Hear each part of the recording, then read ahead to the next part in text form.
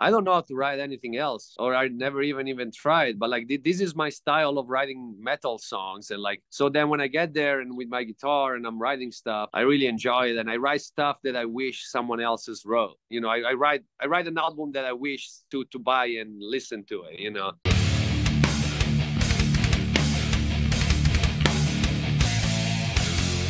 What's up, everybody? What's up? What's up? I'm Keefy at GhostCultMan.com. I am once again super stoked to be joined by Luca from Necrot. We're going to talk about one of the most exciting records of the year for me personally, Lifeless Birth, coming out on Tankcrimes Records real soon. How are you doing, man? It's been a minute. I'm doing great, man. I just got home 2 days ago from tour. It was a blast. All the shows were great. It was good to be on the road with great friends like the guys at Municipal Waste and Ghoul. Scotty he joined us for half of the tour. It was just a big fucking family reunion, man. Yeah, it was a big old party. We covered the New York show with our crew out there, and Awesome. it was so packed they couldn't even get to the merch. Like it was full. Yeah. And that's a tough venue to fill up because it's like deceptively big. Where you guys played in Brooklyn, but yeah, man, I heard nothing but great things. We interviewed Scotty before the tour. He's super hyped about this release, and I am too. Like I said, this is one of our Mortal was such a big record for us and for you, and it was such a huge record in death metal in general. So this record, Did you got to hear the whole Lifeless Birth album? You got a preview? I've been jamming it, bro. I've been jamming it. Awesome. Shout out to Earsplit PR for sending me the promos always. Awesome. And yeah, man, I've been rocking it. It's so heavy. And I would say where I wanted to start to talk about the new record is that I feel like the production, it's not so much that it's better, but it feels more advanced, like a different vibe a little bit than the last record. And maybe that's on purpose. You tell me if I've got that right or not. Well, we're getting better as what we do, and as well, Greg Wilkinson at Here Hammer Studio. He's also got like new aces up his sleeve. He always got some new tricks, some new equipment, something new, and like I just think it's like just everything is getting progressively better. The songwriting, the recording process, our confidence in what we're doing, and like the three of us have played together for 13 years now, so it's like it's a pretty well oiled machine. It's like everybody knows what he needs to do, and he goes in and just do it. So yeah, and also like I think there was a lot of excitement, a lot of like getting back to do it, getting back to recording a new album, being able to tour again. It's like there is a lot of excitement. It's like this album kind of to us it represents like being able to get our lives back, if you know what I mean. So it's like a lot of emotion that go into the writing and recording of this album. So I think it's like as a listener you can probably get that there is a lot of it, a lot that went into it, aggression and a lot of it, a lot of everything. I think that like we would just we always had melodic parts and groovy parts and parts that are more hard hitting, and I feel that like on this album there is just a lot more of everything of what Necro was already sounding like. It's still us, but like more of us. I like that. That's really cool. Greg is phenomenal. Like, just look up his stuff on Discogs. Everybody, I could spend all day just talking about Greg's resume. But yeah, man, I definitely feel like you guys stepped up all your games, and I felt like that was going to happen anyway. I really like that you have really taken your time in between albums. Obviously, we talked last time at the worst time the worst time in the world, and you put a record out, an incredible record out, and it still got heard and loved and a lot of critical and fan acclaim. Everybody I talked to here in the Bay Area loves the band. I was at a show the other night, not a death metal show, and people were wearing shirts. They were wearing Necrot shirts, just the logo shirt or the That's album awesome, shirt. man. Yeah, and not even a metal, not even really like a metal show, but not that metal. You know what I'm saying? Not extreme. Gotcha. Yeah, I see what you mean. So you got fans that cross over a lot of things and have really, supported the band both here and abroad. And I feel like, yeah, like I like that you guys have really taken your time between the two records. Like as much hype as you got that was well deserved. You didn't rush out another record. You took your time. It's been a few years. You live your life in the meantime. It's important. Yeah, there's been like a lot of things that happened, like good and bad, but like this album was supposed to come out in 2023, but then it's like we had like physical problems because when we were scheduled to record the album 2 days before we were supposed to get into the studio, I got Bell's palsy, which is a facial paralysis. I couldn't move half of my face for a month. and that forced us to postpone the recording of the album by 6 months.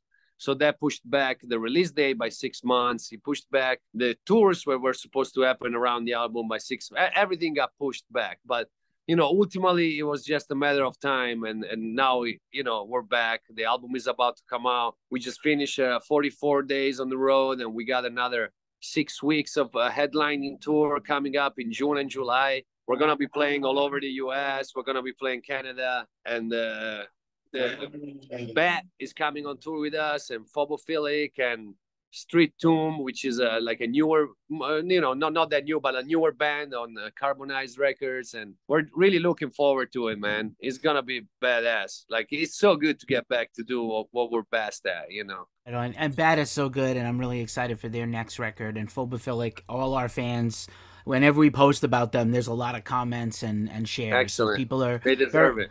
Super deserve it. They work so hard. And, gotta say, I know you're the chief songwriter of the band. Everybody contributes, but, I feel like it comes a lot from you.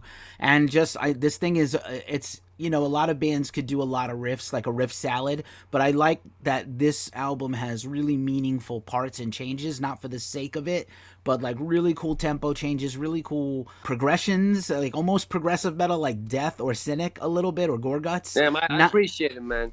It's I've been writing songs for Necrots since 2011, and I feel that like I'm getting better at it, with time. It's a natural progression. You get better, you learn more tricks, you learn more you learn more from your previous albums, where you're like, you have time after the album comes out to listen to it for a few years, and you're like, I wish I did that different. And then the album after, you get to fix all those little things that you wanted to do different, and then you have a new set of things that you wish you did different. And then as more album goes on, the less is the list of things that you wish you did different. And on this album so far, I feel like I'm 100% satisfied with what we did. I'm very proud of me and Chad and Sonny for this one, like big times. Yeah, man, absolutely. Phenomenal songwriting and great vocals. I think your vocals are the thing that has probably grown the most, is actually the vocal stuff. There's no Tom G. Warrior, but there's a lot of John Tardy screams. There's a lot of old school death metal vocals on here. I love your style. The thing that is like, you can't learn how to do death metal vocals from a day to another. It's something that like you progress with time, and the more you get confident, the more you learn, the more your body remembers how to do it, and the more you're able to push in different directions. It's like, it's a really cool progression. It's almost like an instrument itself, And it's like, if I think about it, what's cool, like both, me, Sonny, and Chad, we all started playing music when we were 8 or 7 years old. So it's like we've been playing our instruments for 30 years, or Sonny for 40 years or whatever. But it's like, I didn't sing in a band before Necrot. So for me, it's like I started singing death metal in 2011. So now I've been doing it for 13 years, but it's still like a work in progress. So I do feel satisfied with the level I've reached, but I think it'll get even better. It's cool. Matt Harvey of many Bay Area bands, but especially Exhumed, he told me that the way he got better at vocals is just to do it constantly, to play the complex guitar stuff and vocalize over it makes you better. And like I remember, like I'm sure like you remember hearing the very first death metal record or tape you ever heard, right? And it was shocking. Like if you heard other metal before that, like Maiden and Metallica, you're like, what is this? But especially my hat goes off if you can riff and vocalize at the same time and do the gutturals. It's so hard. It really is not appreciated enough how tough it is. Yeah, but then when you learn how to do it, it's so rewarding. It's so fun. I love that. Let's talk about this. Anybody can do it. Like everything, you just have to keep doing it for a long time. Lose your voice 1,000,000 times until it fucking happens. That's it. Practice makes perfect. It's a muscle like everything else. You got to work it. I wanted to talk about this artwork. Is insane, right? It's like very, I love the artwork of this thing's like a demon and bodies are falling and he's got one in his mouth and one coming out of his junk. It's like, holy shit. It's a nightmare, but in the best way, It's a good nightmare. Yeah, Marald Van Asteren from the Netherlands did it, as well as he did Mortal and Blood Offering covers for Necrot. He's an amazing artist, and it's a pleasure working with him. It's like, we talk a lot while he's drawing the cover, and sometimes, he needs to work both conceptually and visually. So there is like, the extra challenge to get something that everybody's happy with at the end of it. And usually it's a process that lasts a few months until everybody's satisfied. And it's sometimes complicated. Sometimes you have to go back. Sometimes you have to start over, until everybody is super into it. And then that's it, you're done. And like, Moral is a great artist. He's phenomenal, but also like he's got a lot of patience and he's a real fan of Necrot. He loves Necrot. So or he wouldn't be even doing it, So it's like he wants to be part of this. He wants the final result to be great. He will listen to all the inputs. He'll have his own inputs, and like he's a collaborative process. But like the end of it of the artist that's Moral. He's a great artist. He's so great. I had the honor of meeting him in Europe when I was over there for Roadburn like Awesome. 5-6 years ago, and he's always involved with like art showings and things, not just albums and things. A phenomenal guy, phenomenal. Yeah, man, I really feel like this is a real complete record. Everybody says this next record is my best record, but I really do feel like this is your best record. I know a lot of people love those first couple, and Mortal's so, everlasting. Did you feel like any pressure after the success of the last record? That's the thing is like, to me, it's like, I don't feel the pressure as something negative. I do like the pressure. I do like to know that people expect a lot of me. I enjoy writing music. That's one of the most enjoyable parts, both the music and the lyrics. So it's like it's a process that I really enjoy doing. So it's like I always take it as something rather than something stressful. It's not something that's stress. I think the lyrics is a little more stressful because that's when things become a little more complicated because you have to express yourself and there's things that you're working through and you didn't even think you have to reflect a lot on a lot of things. It forces you to have some kind of introspection and all of that. But like the musical part is just very enjoyable. Also because it's like I've been writing the music for Necrot since the beginning, and it's like this is my style of writing songs. I don't have to think about copying someone else, or I don't have to think about like, oh, what does people want to hear, because I don't know how to write anything else, or I never even tried. But like this is my style of writing metal songs, and like so then when I get there and with my guitar and I'm writing stuff, I really enjoy it a lot. I really enjoy it, and I write stuff that I wish someone else's wrote. I write an album that I wish to buy and listen to it. So then it's like it's very fun, and then it's like I have the privilege of playing with Sonny and Chad. That they're amazing musicians, and then it's like Sonny comes up with the solos for the records and they're fucking insanely sick. And Chad is such a badass drummer. So then it's like when you get the final result out of the studio and you got this record that is so fucking cool. So you know what I mean? And it's not because it's my band, but it's like, when you're thinking about the song and you're writing them on guitar, you still don't have the lyrics. You still don't have everything else that goes into it. So it's like, when you get the final result, is almost as exciting for us than for someone who just bought the record. Because you never know how it's exactly going to sound until it's all done. It's just so fun, man. I mean, it's like we live for this shit. Nice, man. I want to give Sonny an extra shout out for the song. I think it's Superior has the harmony guitar solo toward the middle. And yeah, when it gets in the groovy lower part. Yeah, reminded me of like At the Gates or old school Soilwork, like first album Soilwork, where they were doing the Sweet Death solos and stuff, and early In Flames too. We have a lot of influence, man. It's like we're not a straight up band that is trying to sound like someone else. We don't put any limits in what we do, and like we just play music that we like. And it's true, our influences come from like a lot of bands, 50, 100. You can't nail it down to like, we like Bolt Thrower and Immolation. It's like, there's way more into it, I'm pretty sure if you want to get popular on social media, you just say you want to, say you like You want to sound like Taylor Swift. Nice. I also got to highlight Chad, man. Not only is he a wonderful dude, and we interviewed him separately for his other stuff, but he kills it on this record. It's I probably predict that like that's the thing a lot of people are going to talk about the drumming on here, that they're going to come away with these like immense songs with really killer drums. Yeah, Chad is a badass drummer, and he's not faking it. Like if you come to our live shows, he's not one of those drummers that is barely touching the drums. He's fucking beating the shit out of So it's a it. lost art. I'm gonna tell you. I talk about this all the time. I'm not like get off my lawn, one of these old metalheads, but like, it's because I think of the prevalence of black metal and death metal and the speed of death metal, modern death metal. That like the hitting the drums hard and fast and technical, all those three things has gone away a little bit in It's true. sacrifice to get the speed. I mean, And I'm also not. because I now love there the is like drums. I so love it. many Yeah. triggers and mics and there is so much that goes to it. But like for us, for years, we would play like small shows or house shows or little bars, and there is like there's not a big PA to save your ass. You gotta play the drums for real if you want to be heard.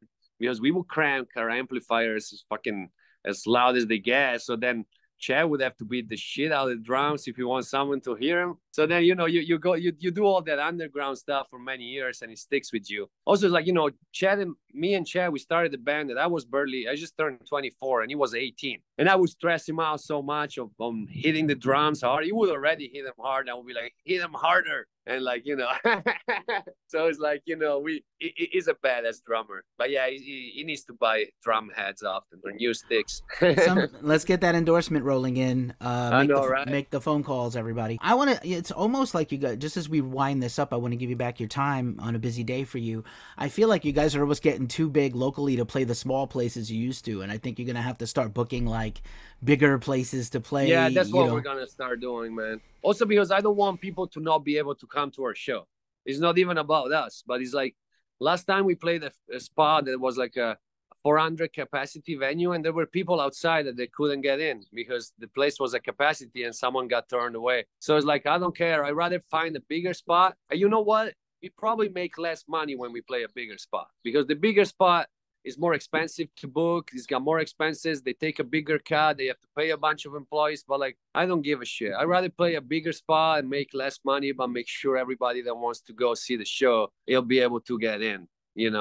Because yeah, in the Bay Area we have a huge following, and it's also like I'm making it a point to try and play all ages shows as much as we can and as much as possible because kids deserve to go to the shows. And it's such bullshit that you can't go to every single show because some shows are 21 and up, and often like medium-sized venues or bars, they want to allow kids, and that's messed up. So it's like we're making it a point with our booking agent to be like, hey, we want all ages shows, and he knows that, and every time it's possible he does that. But now we 100%, we used to play this place called Eli's in the Bay Area, which is a bar. They don't allow kids in no way. But now we don't want to play that. We want to play a bigger venue that's got, all ages opportunity for everybody. Right on. I love that you said that. I think you said that the last time we met and talked too about all ages shows. And I love Eli's, but yeah, no kids. Maybe I feel like I saw a show at Great American where they allowed kids under certain circumstances with like an adult. So yeah, bigger venues are more able to facilitate that. Is that you're not always able to fill a big venue.